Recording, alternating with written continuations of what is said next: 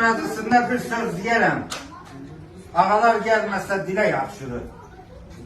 İnsan bu dünyanın xeyri şərindən istisin soğuğunu bilə yaxşıdır. Sıçranı açmayın gəlib gedənə. Yaxşılıq eynin qədir bilənə.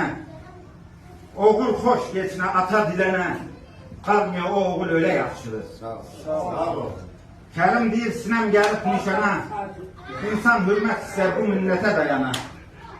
Bir ateş vurasan arsız camana. Külünü səpən yerə yaxşıdır.